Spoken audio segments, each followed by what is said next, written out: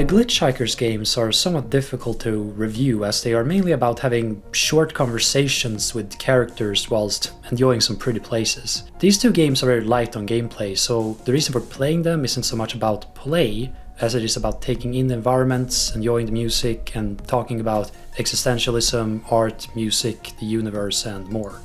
These games are more about themes and topics, one might even say vibes, than they are about telling a story. Regardless of all this, and with this rather abrupt intro out of the way, I want to talk about these games as I find them to be very memorable and interesting little experiences. But let's get a little bit more specific, and I'm going to start of course with the original game, titled just Glitchhikers.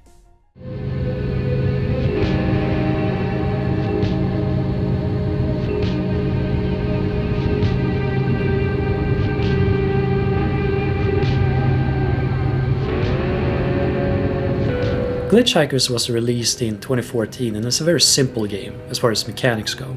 In Glitchhikers, you are driving along a highway far away from any population zone. The driving consists of being able to speed up or slow down, but only to certain levels. You can switch lanes, but not actually steer beyond that. You can look left and right and pick answers during dialogue, but that's it. What the game really is about is getting immersed in a rather specific atmosphere, and in this area the game does an excellent job. Whilst the graphics are rather simple, with big polygons, simple textures, and not many colors, it's a very blue game. The mood it manages to convey is dense and immediate. I love the dark blue and purple night sky, the rear lights of cars in front of you that you never catch up to, the endless road, and of course, to me, probably the best part of the game, the amazing soundtrack by Devin Vibert. The music is mainly instrumental with some sampled lyrics present in a few songs. I can't say I'm very good at describing what I like about a song, especially not instrumentals. All I can say is that the music is fantastic and it's well worth buying standalone.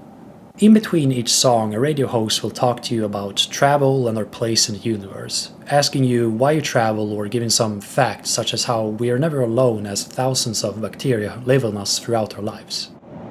And the circle of life continues. We don't always have control over our lives, over what happens to us, but we do control how we react. Accept, grow, live, love, hide, fade, wither, wisen, embrace, fight. You are all alone out there, but you know, you're never alone. Millions of distinct bacteria share your body. You're never alone. Keep driving, driver. Turtles All the Way Down is up next. But let's get to the main point of the game, and it's a dialogue you have with the various characters you pick up, the hikers. All the dialogue with the hikers occur via text, unlike the radio host. These characters you pick up are various kinds of people, aliens, and other things. The first character you pick up in the game, and the only one that isn't randomized, you'll always pick them up first, is a human. Their whole thing is talking to you about how when they grew up they would create worlds and civilizations in their imagination. You talk about this for a bit and eventually drop them off. You will talk to 2 more characters before the drive eventually reaches its end, and that's it. I'm not going to break down every character you can pick up. There are more hikers in the game that you can meet in a single drive. The topics they bring up are mainly focused on existential themes, often with a focus on space and our existence in it. One hiker will talk to you about how our existence in the universe doesn't matter and how it's pointless due to the scale of time and space that we inhabit. Another hiker, who is a pregnant alien with an eyeball for a head, will talk to you about the travels through space and the cultures and people they encountered. When driving along a long road at night with the stars in the sky, these kinds of topics fit the whole atmosphere and the mood the game is going for. The developers of the game have stated that it was inspired by the many long drives they'd gone through, where much time was spent driving at night and listening to the radio. That's very much an experience I've enjoyed myself in real life, so the game really resonates with me in that regard.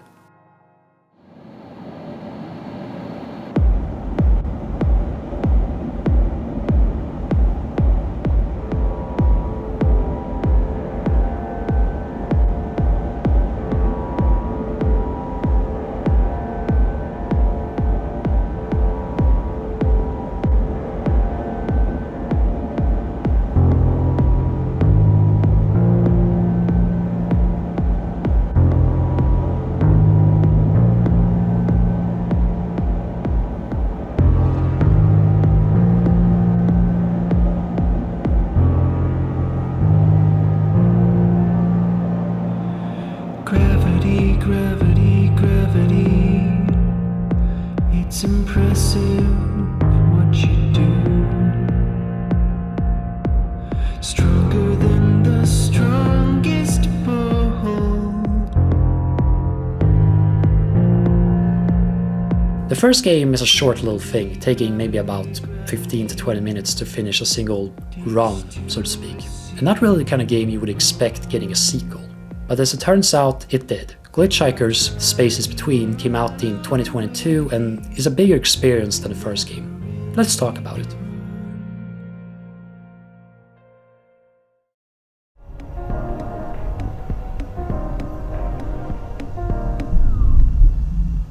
The structure of the sequel is rather different from the first game. You start in a parking lot of a rest stop, and one of the things you will immediately notice is that it doesn't control like you would expect from a game with a first-person perspective. Instead of being able to move around freely, you will click on highlighted points and then move towards them. You can control the camera freely, but you move on this sort of grid. The reason it works this way might be due to accessibility reasons, to allow people less familiar with video games to get into it, but I'm not really sure.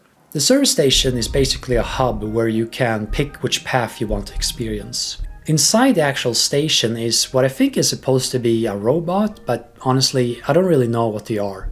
This character basically acts as a guide of sorts, telling you about the purpose of the game as well as reminding you, the player, that the game will bring up topics about mental health, depression, death, and so on. This is something I find rather interesting about the game. This character will warn the player directly, sometimes explicitly stating that he must break the fourth wall in order to give what is basically a content warning, or maybe a trigger warning, about the more depressing topics that will be covered in the game. While I do feel like this can be laid on a bit thick at times, I do still appreciate the presence of these warnings. I don't personally have any issues with characters talking about death or the meaningless of existence or similar, but if someone who plays the game doesn't want to hear about those topics, I think it's nice that the game gives them the option to skip that kind of dialogue. But let's talk about the highway, the first path in the game. It plays the same as in the first game, basically being ported over to this game, with the only new gameplay addition being that you can look into the backseat. The main difference from the original is an updated art style, as well as some new music and some new characters. I can't say I like these updated audio visuals that much. The art style is overall quite similar to the first game. Everything this time around is a little bit shinier, but most notably it's a lot brighter. I find this change to be rather questionable. It makes the environments you drive through much easier to see. For some parts this can look nice, but more often than not it just highlights how the different environments are somewhat awkwardly fitted together. The bigger issue, however, is that in making everything brighter, a lot of that atmosphere that was found in the original is just gone.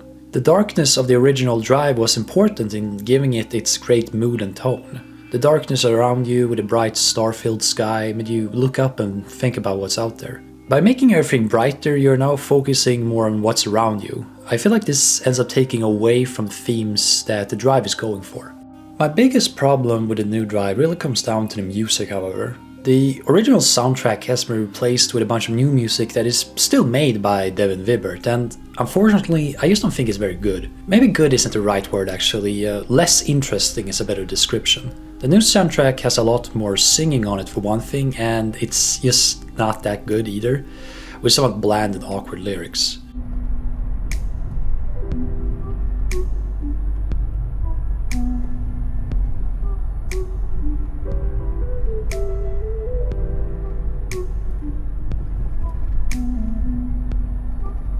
The instrumentals on these songs are really what bothers me though. In the original, the songs had this rather esoteric and haunting pianos and guitars playing on them.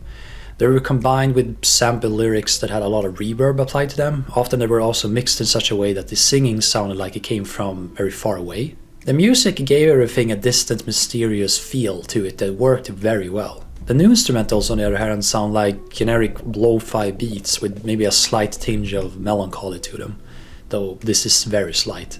They just lack so much character that I really can't say much more about them. It's just wallpaper. Okay, that should be enough talk about the music, for this part at least. But I had to get that out of the way. Beyond the visuals and the music, the drive is very similar. The radio host returns from the original, this time around with newly recorded voice acting, but a lot of the same lines. All of the hikers you could meet in the first game are back in this one, along with a couple of new ones. One of these new hikers is a sort of alien-looking computer programmer wearing matrix glasses who has a bunch of floating holographic screens around them. In your encounters with them, they will talk to you about work-life balance, basically, about being able to find the time to take a break from work.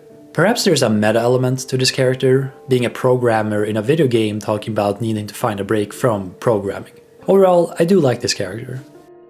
Another hiker you can pick up is a rather strange-looking sort of shadow figure who wears a hat and has no face. They will talk with you about dealing with the death of a friend, how it impacted their life, and the process of learning how to handle the death of people close to you. They are one of the characters who talks about one of the more dark subjects that the game revolves around. I find it to be a very interesting and empathetic character to talk to, and I also really like their design. So that was the updated drive. Overall, I would say it's kind of a disappointment. The dialogue with the hikers, including the new hikers, are still quite good, but the updated audiovisuals just don't really do it for me. I think it just makes the game kind of ugly, unfortunately. Or rather, it takes away from that atmosphere and mood that they managed to convey so well in its original iteration. This start to the game didn't leave me feeling all that positive, but we still have 3 more paths to go, so we'll see how that turns out. The park continues the game's trend of somewhat unusual controls and movement. Again, it's from a first-person perspective, and again you don't have full control of your movement. You can look around as you please, but you can only follow paths that are already laid out for you. There are multiple paths you can take, so it's not a fully railroaded experience, and the game also gives you an option for an auto walk, which is pretty nice. I do find it can be rather awkward to change the path that you want to follow at these little crossroads that you reach from time to time, but overall it works well enough. The most notable gameplay mechanic during this part is the MP3 player you have access to. You can put on your headphones and listen to the music and podcast/radio thing that is on it. You can pause whatever that you're listening to at any time, and you also have to actually take off your headphones in order to talk to the various people and plants that you encounter on your walk in the park. The soundtrack you can listen to during this part is okay, but nothing too special. And the podcast/radio thing you can listen to is not very good, I don't think. I don't want to spend too much time talking about the show that you can listen to. It's narrated by a single person, and it consists mostly of a bunch of therapy speak and vague pablum about your journey through life and such. Beyond the edges of the atmosphere lies the incredible vastness of space. But that vastness is far from empty.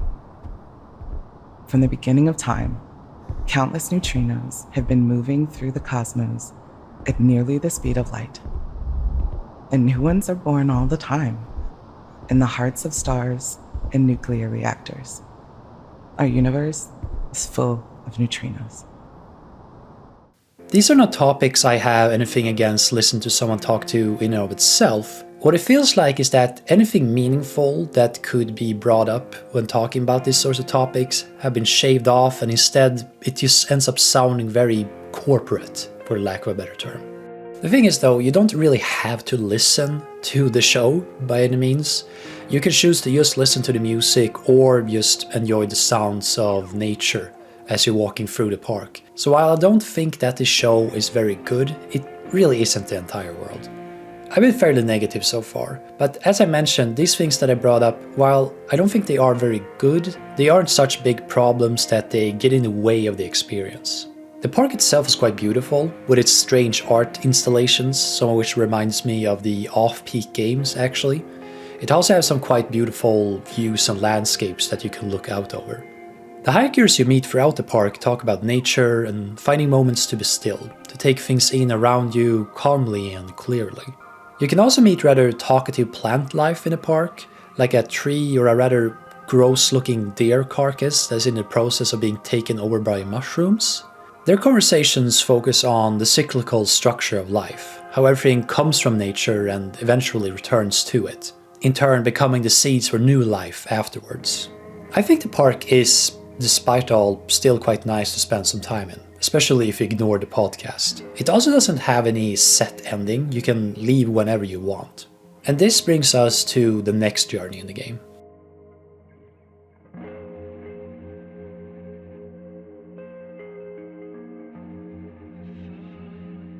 Once you have finished your park visit, you unlock the train journey, and this is probably my favorite path in the game. I really enjoy traveling by train in real life. It's probably the most relaxing and comfortable form of long distance travel. The train journey in-game takes you through a mountainous environment, once again at night, and this time around with a train conductor providing narration. I do like the voice acted narration more in this part in comparison to the park. There isn't necessarily that much to say about it, as it mostly revolves around rather vague talk about travel with an occasional comment about a landmark the train is passing. Really, I guess I just like it more due to the fact that it doesn't involve that pointless feeling therapy speak from the park. One thing I do find rather frustrating about the train journey, however, is the limited movement. During this part, you move in the same way you do at the service station. You select a highlighted point and the game moves you towards this point automatically. I'm not sure why the movement is limited like this on a train. I would have preferred a completely free form of first-person movement during this part, as it would allow you to take in more of the train journey, I feel. Walking around on your own pace and being able to choose exactly where you want to stand or sit would end up giving the train more of a sense of place. Instead, you end up being propelled at a very high speed through each train cart, often being put in a rather awkward position in the walk lane, or whatever you call it, to choose the seat next to a hiker. I think it would have been a benefit to the whole experience if you could just have free movement during this part. It would have slowed down the pace, if anything. But it's not a massive issue, but it's just one of those little things where I find it to be a rather strange design choice. That's a lot of talk about movement, but when there isn't much in the way of gameplay to speak of otherwise, that's what happens. As far as the conversations you'll have on a train, they aren't all too different from previous interactions. One character you can encounter here is what basically is a collection of floating crystals that talk to you about internet privacy. How we are so willing to give away our data to corporations by just checking a box on a website and similar. I bring up this character mainly because I feel like it's kind of out of place. I don't disagree with what it's saying, but it has little to do with pretty much anything else in the game, and it feels just kinda random, the topics that it brings up. One character you can meet on the train journey is this moon-faced hiker in a wheelchair. You can meet them at any part of the game, not just during the train journey. And this is probably one of my favorite characters in the game. They will talk to you about their travels, how much they enjoy traveling and seeing new places, seeing new art, and also creating art with new people.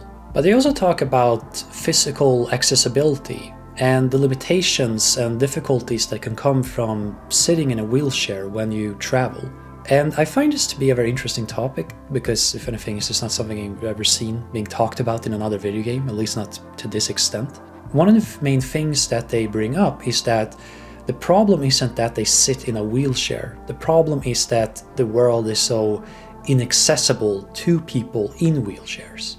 And that what should change isn't them, as in the people who have these physical limitations, but rather the world, to make things more accessible. Something that they mention often is creating and building more ramps rather than staircases.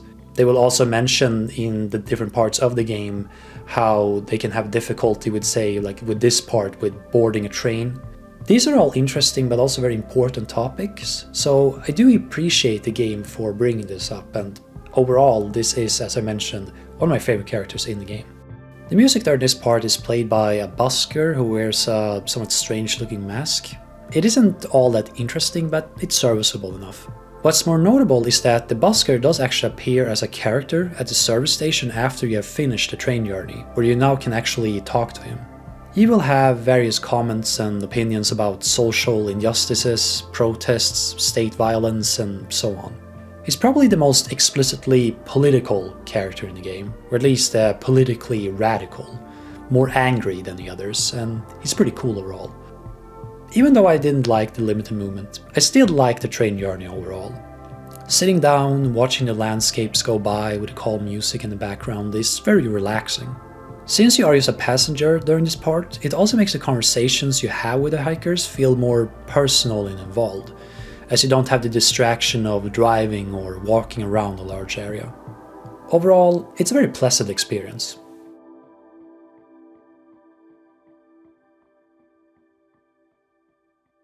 And this takes us to our final journey, which isn't a journey as much as it is about waiting, and that is a terminal. The airport terminal experience consists of waiting for a plane that never arrives, and it's notable for being the only part in the game where you have full first-person movement. Right away I want to mention a rather strange feature that is present during this part, and that is the ability to basically fly around. As I mentioned, you have full movement during this part, and not only do you have full movement, but you can also jump, and this jump allows you to basically keep jumping until you're sort of flying. Your jump is already kind of absurdly high, and if you keep holding the button, you can then just kind of glide through the air. And along with that, you can also find these little sort of glowing neon things that if you touch them, they give you a temporary speed boost. A speed boost that you can keep building by picking up more of them. And this can allow you to basically fly around the whole airport super quickly. It's by far the most gameplay that you find in this game, and it is a sort of a strange feature. I don't know really why it's here, though it is fun enough, and perhaps it sort of helps with the otherwise kind of tedium of just walking around this airport. Perhaps there also is a meta element to it. You're in an airport and you're flying through it or something like that, but I don't really know. Overall though, it's a fun enough feature, so I don't really mind it. This part features background narration styled as an announcer. The narration here is more the pablum from the park. What are the structures around you? How do they shape this space? How do they shape how you feel, how you behave? Which way will you go now? This space beckons you onward. Turning back or retreading old ground will only prolong the inevitable. I will keep this shorter, but I think what bothers me about this type of talk is that it feels very pretentious. With this talk about travel and self-discovery that is so empty, yet presented in such a way that tries to make it seem profound. Anyway, the terminal isn't very compelling. The architecture is quite nice, and the flying around can be fun, but the experience mostly ends up consisting of running around trying to find a person to talk to, which isn't really all that interesting. Once again, maybe there is a meta element to this. The endless roaming around an airport with no direction due to your flight being delayed. Or maybe I'm just giving it too much credit. I don't really know. One of the hikers I ended up meeting during this part was this screen-obsessed sort of robot cyborg looking thing. Out of all the characters in the game, this has to be the one that feels the most pointless.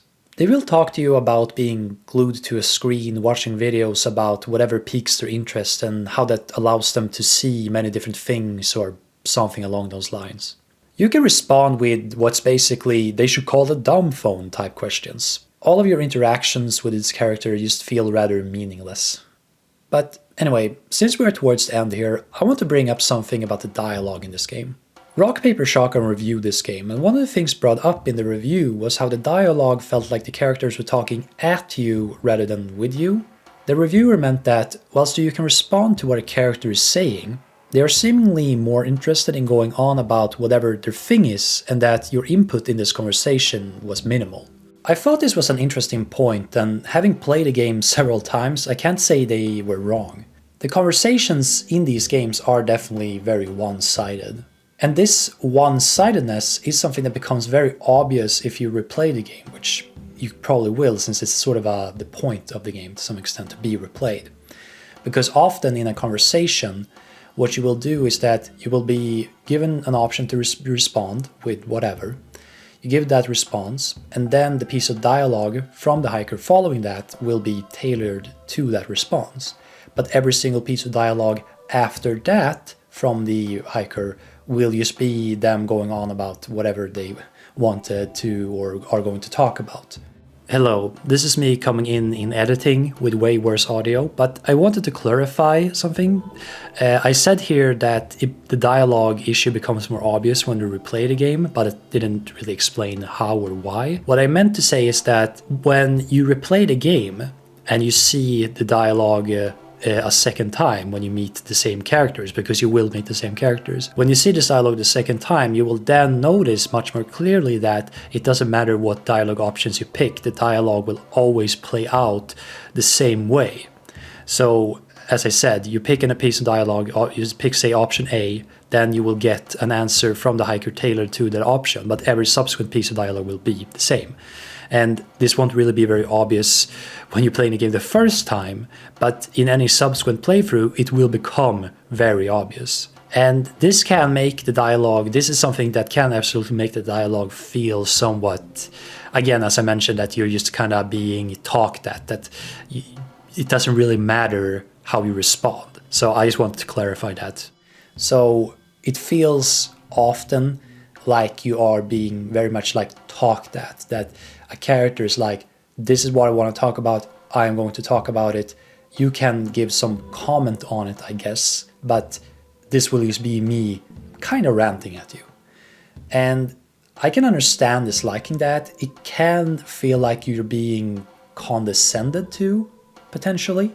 But I also think that a lot of this comes down to whether or not you like or find the topics that the games revolve around to be interesting, and whether or not you can enjoy characters that are just kind of explaining things. Because if you don't find these topics interesting, if you find them to be pretentious or whatever, and if you don't really enjoy very explanatory dialogue, then this isn't the game for you, basically, and that's fair enough. But I personally do like those kinds of things if they are done well, and I do think that they are mostly quite well executed in these games. But all of this is very much worth keeping in mind if you decide to play these games. While I haven't necessarily come across as that positive in this video and maybe talked an excessive amount about the music, I want to be clear that I still quite like the second game. I can't say I'm all that good at explaining what I find enjoyable and interesting about story and music. It's harder to put into words in comparison to describing something like gameplay mechanics. What I really do like is how the game tries to make you listen to and understand what these characters have to say and empathize with their struggles, be it emotional or physical. All of this is of course a video game, but that doesn't mean that one can't take what the game is trying to convey and apply it to how one thinks about things such as, say, accessibility in real life. I find the game to be very caring, and I do like that a lot. The Glitchhiker games, mainly the second one, feels like games in the vein of Animal Crossing or Stardew Valley, in the sense that it's a game you start up to simply exist in its environments and among its characters for a bit. It's not a game you should try playing in a single sitting, not because it's too long, it takes maybe 1 to 2 hours to finish the whole game, and that's when taking it slowly. Rather, it's because with how the game is structured, it's more appropriate to play each of the paths in separate sessions, giving yourself time to take them in, not thinking about trying to finish each part, rather just engross yourself in them for as long as you like. Basically, you should go into this game with a very relaxed mindset. Allow yourself to take things slowly and be open to what the hikers have to say. And that's that. Everything I wanted to say about Glitchhikers. This turned out to be a lot more than I expected, and it required several revisions of the script as my opinion of the second game has changed over time and with me playing through it a couple of more times. I was initially much more critical of a lot of the dialogue in the game, but I eventually realized that I was more or less looking for things to be critical of, even if, when thinking about it, I didn't actually mind it. My next video after this will in most likelihood be about the first Alan Wake and the combat in the game. It will be a similar mechanical breakdown of the game like what I did with Max Payne 3. I do quite like the combat in the first Alan Wake, but more on that in the video once it's out. Hopefully I will see you there. Thank you for watching. Only to be dismayed. Solutions as clear as starlight.